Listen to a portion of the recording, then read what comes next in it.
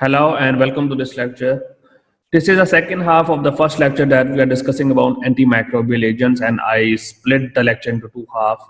And today we are going to discuss the antifoliate drugs, and these are the drugs that is responsible to stop the cell from using folic acid. So the main thing is that, as the name indicate, this is antifoliate.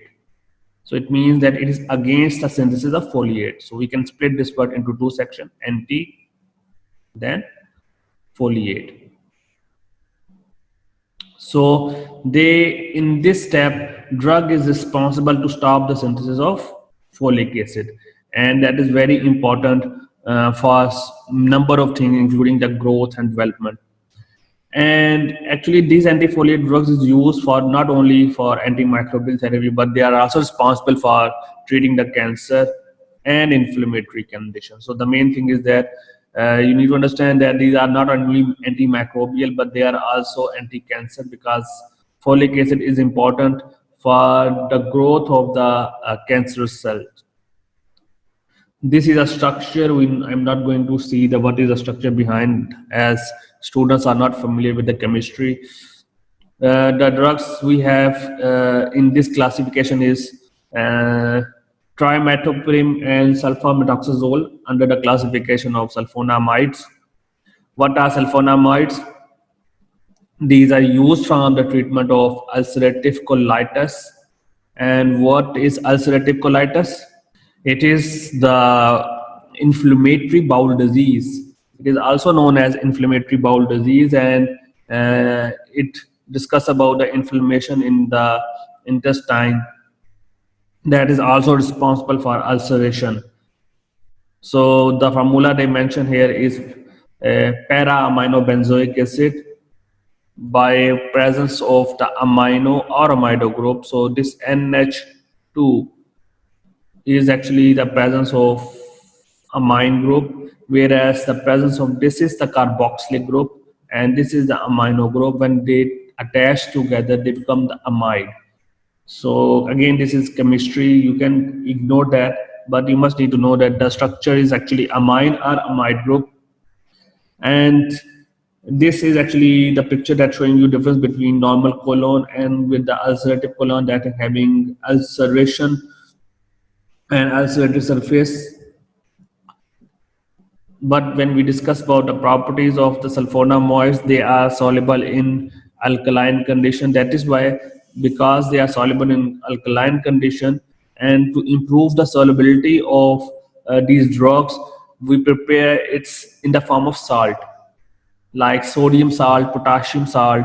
So this drug they're talking about, that they are commercially present in the market in the sodium form. Why?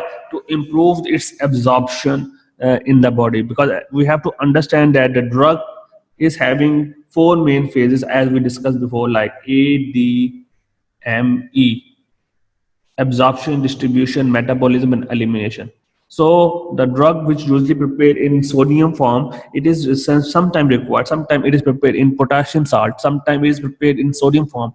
Why? To improve the absorption of this drug, and so that it absorbed, and the next stage will be, it will be distributed throughout the body and then metabolized and then eliminated. So that is a series of steps that is required, and that is the reason that they are prepared in the form of sodium salt.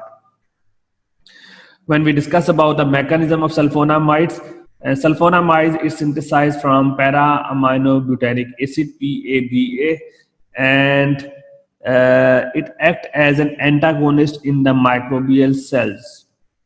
So the main thing is that if you see this flow diagram, it will explain you that this is para-aminobenzoic acid.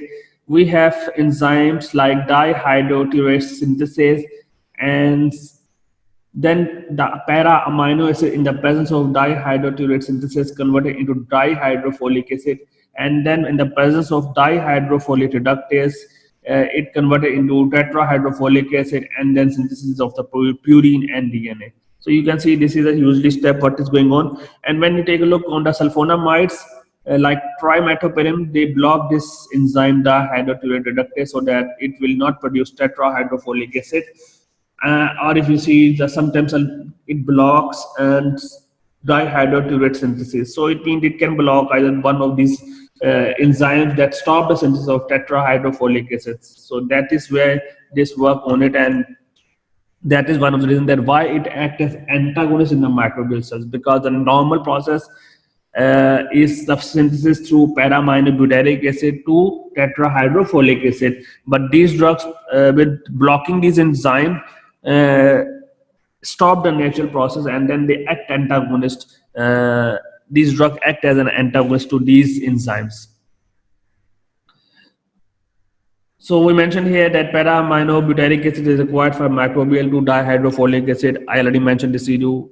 I already explained with this everything that has been explained. The folic acid help to complete the purine synthesis and enhance the nucleic acid. So we already discussed that folic acid is very important for the protein synthesis, for the DNA synthesis. But what happening that these drugs are, with the help of enzyme blockage, block the synthesis of folic acid, and then it helps in treating the cancer or inflammatory bowel disease such as ulcerative colitis.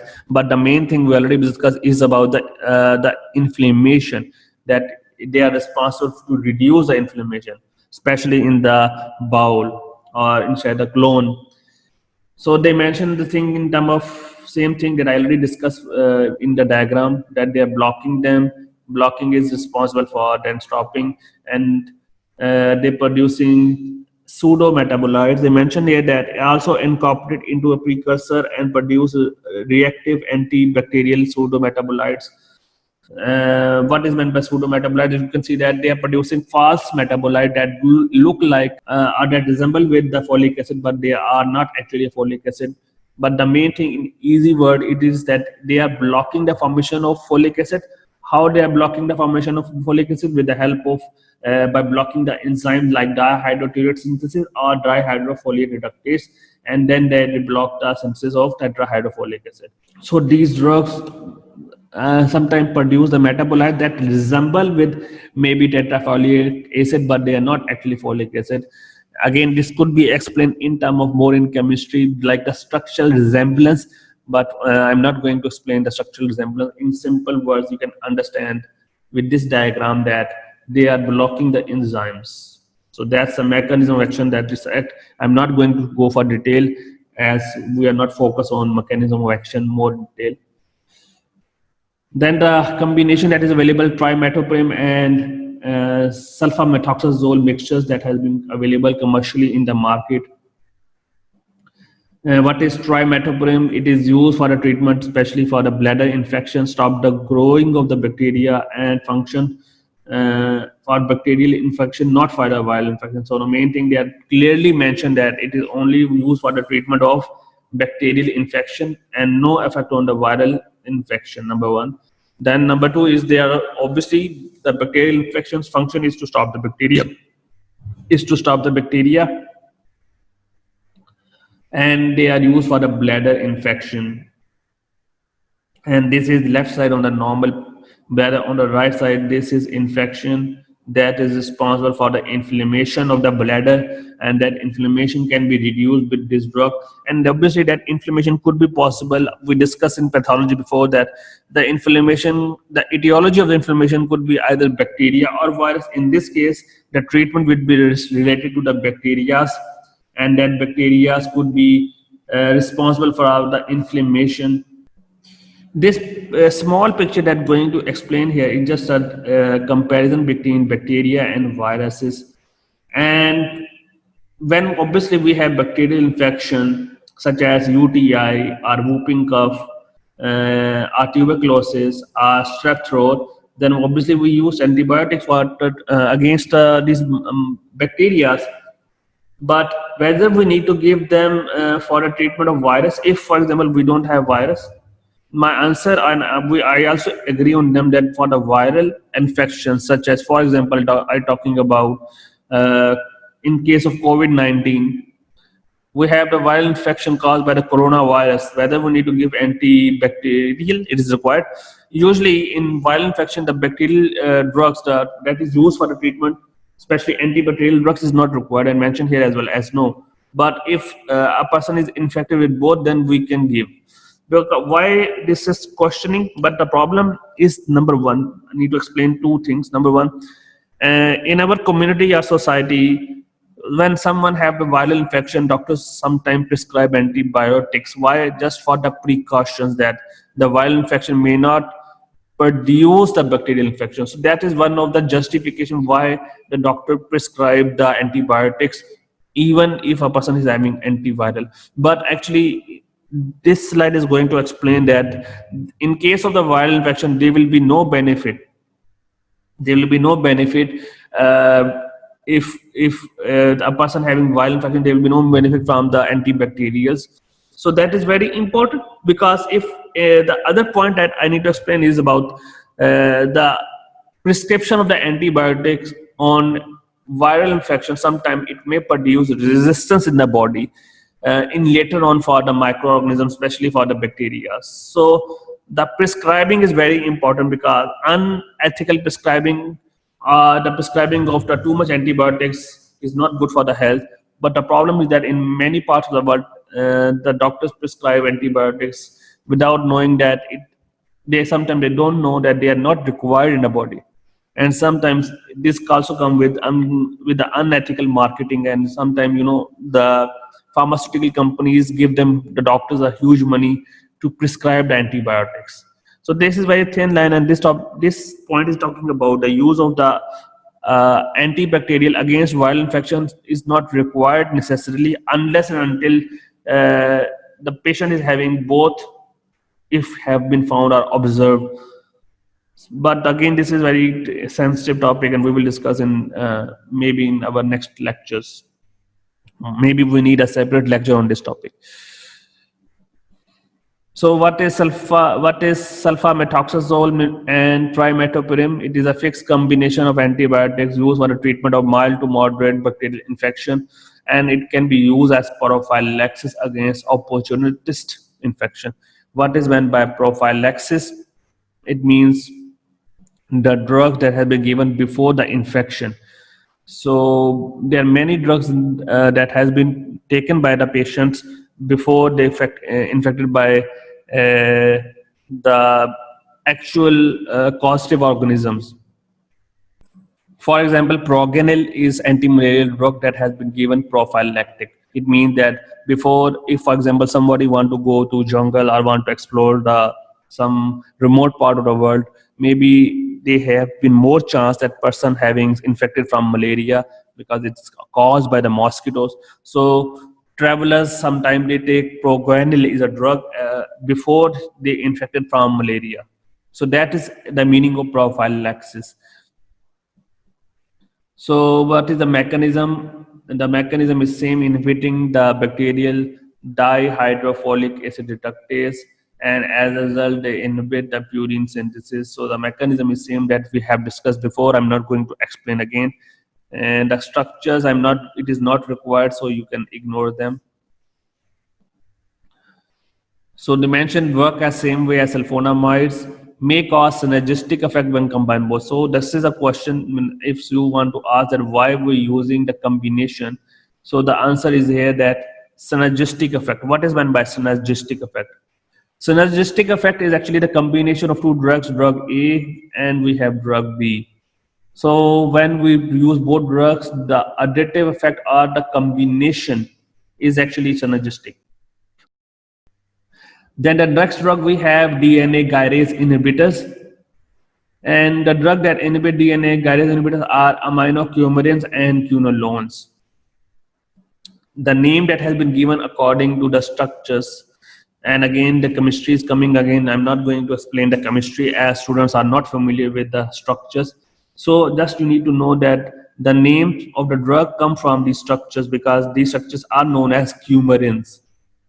So they are aminocoumarins and quinolones. The drug we have very famous is fluoroquinolones. And what are fluoroquinolones? It is used for the treatment of certain bacterial infections. This is the most commonly used drugs. Maximum use at home, especially in Indo-Pakistan. And we found that ciprofloxacin, genifloxacin, levofloxacin, moxifloxacin, and ofloxacin. And I have also personally experienced that everybody these drugs, ciprofloxacin or levofloxacin, is at their home, and that is self-prescribed if any person having feeling any fever sometime, and that is not right because this is unethical prescription, or self-prescription more appropriate. And actually they are known as broad spectrum antibiotics. What is the meaning of broad spectrum antibiotic? It means that they are also responsible to kill we can say gram positive bacteria and gram negative bacteria. So what happening? The mechanism behind that, they inhibit the bacterial topoisomerase 2, and you can see this is a replicated DNA, and this is a bacterial DNA that with the help of helicase, which is the enzyme to uncoil the bacterial DNA or unwound the bacterial DNA, because we see that they are in the form of like coil form, and with the help of helicase they uncoil for further for our production of multiple copies, or for the production of many copies.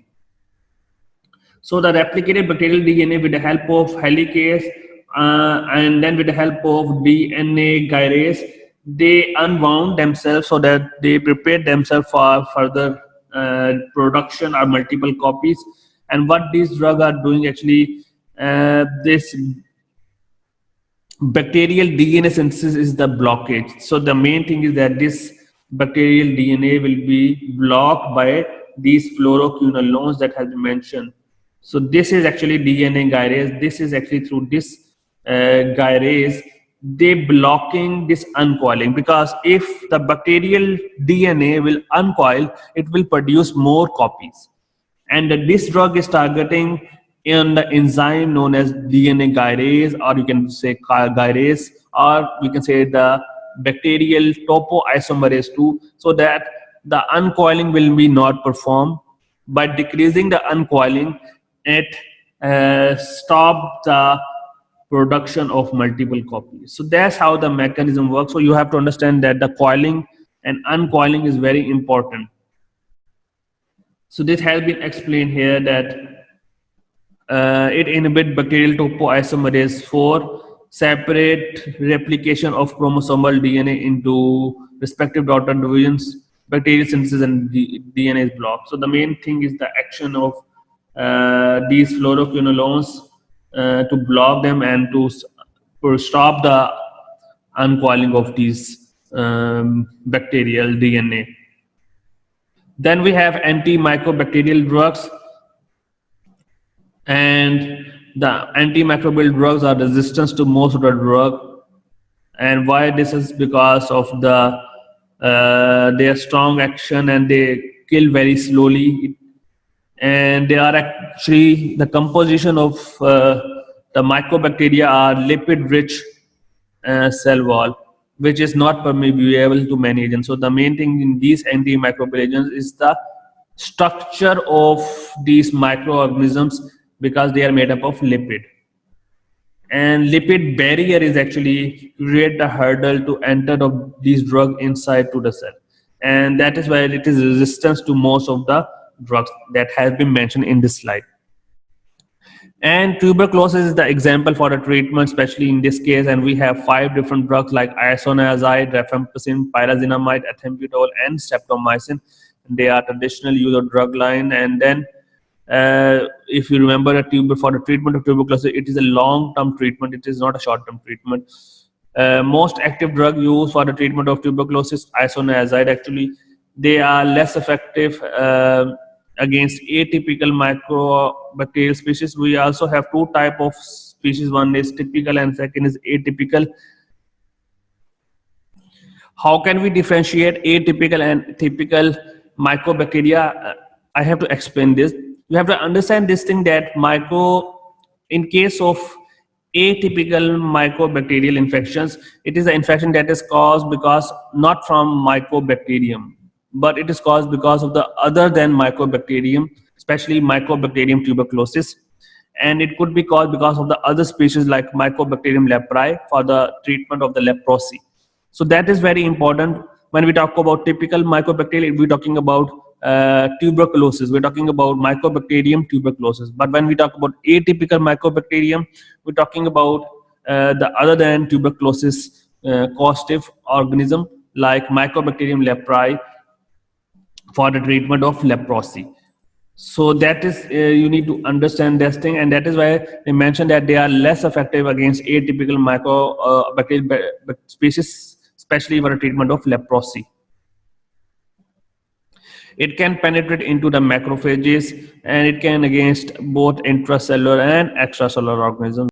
So what is the mechanism of action behind? Isoniazid inhibit the synthesis of mycolic acid, which is the essential component of the mycobacterial cell wall. To understand the mycolic acid, I am going to share you one picture. This is the picture of mycobacterial cell wall, and let me annotate and let me discuss with you.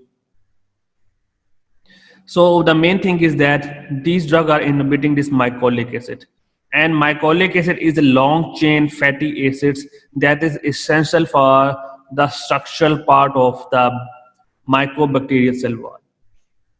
And we have to understand that we also have glycolipids. Again, this is a different kind of lipid. Then we have lipid bilayer, and then we have this mycolic acid. So what is actually these drugs are doing? These drugs are inhibiting the mycolic acid. So this is the main structural unit.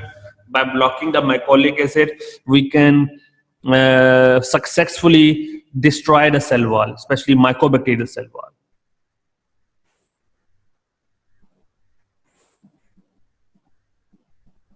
So we mentioned here that isoniazid inhibit the synthesis of mycolic acid, which is an essential part of mycobacterial cell wall, as I already show you the figure. And it is a pro-drug that activated by CAT-G. What is CAT-G?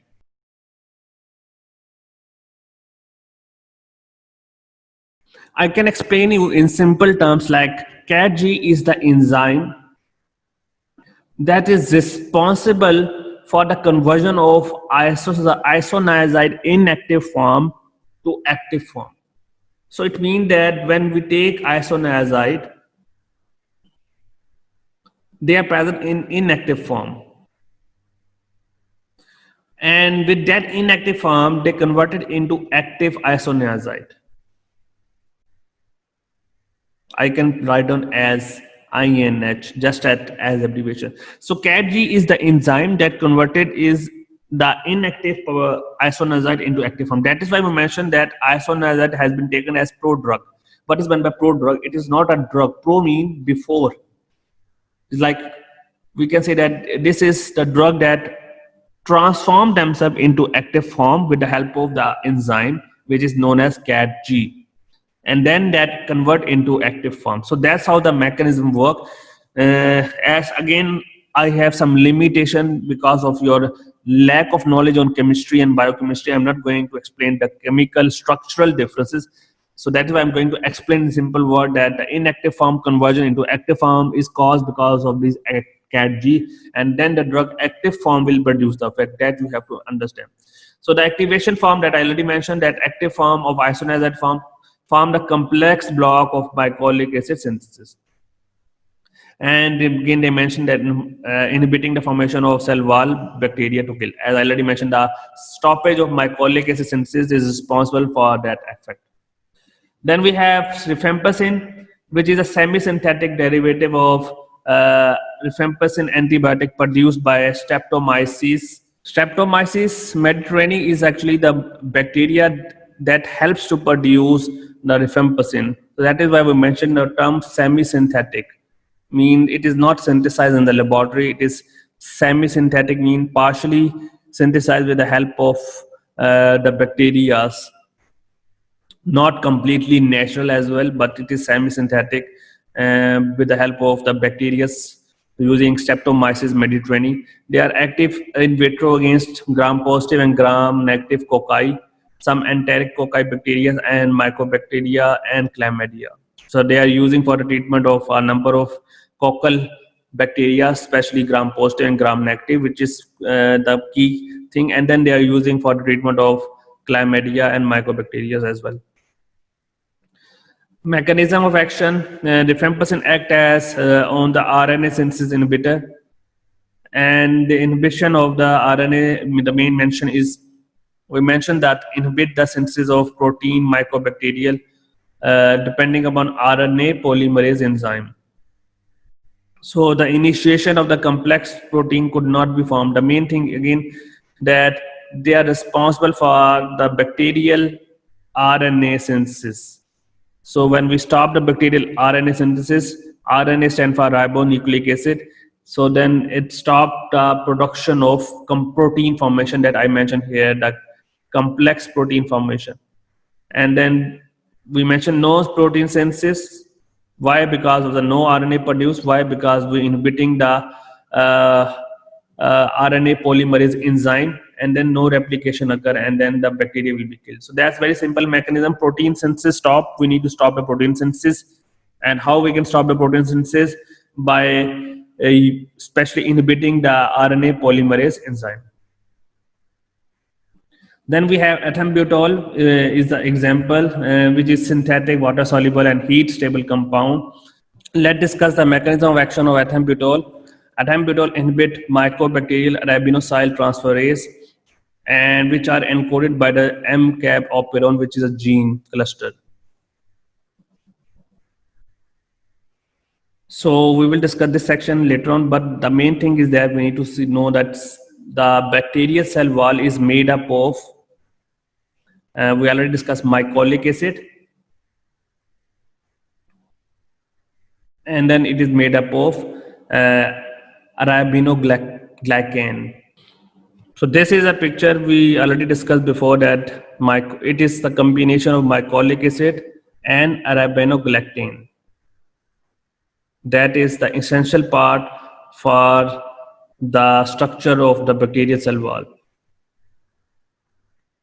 So what these drugs are doing, we mentioned here that arabinosyl transferase is involved in the polymerization reaction of arabinoglycan, an essential component of mycobacterial cell wall. So the main thing is that the arabinosyl transferase is responsible for the synthesis of arabinoglycan, which is the structural importance part of the bacterial cell wall. And what this drug are doing, ethambutol, they inhibit this mycobacterial arabinosyl transferase. So by inhibiting the enzyme arabinosyl transferase, polymerization reaction stops. And by stopping the polymerization reaction, the mycobacterial cell wall will be not produced. So we have to understand that mycolic acid and arabinoglycan are the essential part. And what is MCAB operon? MCAB operon is actually a gene cluster. And to explain this, I will show you one of the article that is talking about the resistance caused in using with this EMB-CAB operon gene. And let me open this. Okay, when we read this paper, the title is the EMB operon, which is a gene cluster of Mycobacterium tuberculosis involved in resistance to ethambutol. So actually, the gene expression, especially for the synthesis of Mycobacterial tuberculosis cell wall, is because of this gene EMB operon. And I'm going to highlight the important thing in this abstract. They mention here that we use resistance to EMB as tool for identifying gene participating in the biosynthesis of mycobacterial cell wall. So they're talking about that the researchers identified that EMB gene for the synthesis of mycobacterial cell wall. And what happened that this gene identification, they mentioned MCAB gene cluster, that actually encode for the mycobacterial arabinosyl transferase that we already discussed before, that the drug is blocking that mycobacterial arabinosyl transferase, so that these glycan, especially arabinoglycan, will not produce. And this synthesis of mycobacterial arabinosyl transferase is encoded by gene which is known as EMB-CAB gene cluster. So that is why, and resistance to that EMB-CAB gene is responsible for the resistance that occur in 4% of the population with this drug. So that is why this mechanism help and this process undergo. Then the next drug we have pyrazinamide, which is similar to nicotinamide in structure, used for the treatment of tuberculosis. It is stable and slightly soluble in water. So it is active between 5.5 pH to 6 pH, not active in neutral pH, which is 7, and it is responsible for inhibition of tubercle bacilli, which this drug is taken up by macrophages and exert its activity against the mycobacteria residing in the acidic environment of lysosomes. That is why we were talking about the acidic environment around. Obviously, the environment is more less than 5, or we can say that 5.5 to 6 is the optimum level where it can produce its maximum effect. How it produces its effect? With the help of macrophages, and that exert its activity against bacteria. So what happening when they are talking about mechanism of pyrazinamides? They are inhibiting through the enzyme known as mycobacterial pyrazinamidase, and by inhibiting that pyrazinamidase, it disrupts the mycobacterial membrane, cell membrane metabolism, destroy the transport function, especially the mycobacterial transport functions. Then we have streptomycin, which was isolated from Streptomyces griseus, and it is also a bacteria that helps to produce streptomycin. And mechanism is typical to aminoglycosides. They are drugs active against atypical mycobacteria. I already discussed that, for example, Mycobacterium leprae for a treatment of leprosy, and they are not generally communicable from person to person. And active infection should be treated with a combination of drugs. So I already discussed that atypical mycobacteria such as Mycobacterium cancer that resemble with tuberculosis, but they are not tuberculosis. So we use in this case, and they can be used in combination with isoniazid rifampicin or in combination. So the drug used in the treatment, especially when we discuss about that, we need to know that it could be caused because of the Mycobacterium leprae, and can affect the skin, peripheral nerves, and mucosal surface and upper respiratory eyes. We already discussed this thing in our last lecture in pathology. And the drug that has been used for a treatment is dapsone and other sulfones. Long-term therapy is required. So the drug closely related to sulfonamides has been used effectively. Mostly we use dapsone, diphenyl sulfone is the chemical name. They are also responsible for inhibition of folate synthesis and inhibit the growth of bacteria. Then we have clofazimine, which is actually a phenazine dye used in the treatment of multibacillary leprosy. Have a positive smear from any site of infection. The mechanism of action, we have not known that what is the cause, but the absorption of the gut is varies and have been excreted through feces. It can be stored in reticuloendothelial tissues of the skin, and half-life is around 2 months. Side effect consists of skin discoloration and conjunctiva. So this is palpebral conjunctiva. You can see the inner part of that conjunctiva that is present before. You can see that cornea and iris, and then we also have this bulbar conjunctiva. We have two conjunctivas around the cornea and iris, you can see, and discoloration of the conjunctiva is the side effect in that case. It also have gastrointestinal side effects as well, like nausea and vomiting. So thank you so much for today's lecture. Hope to see you again.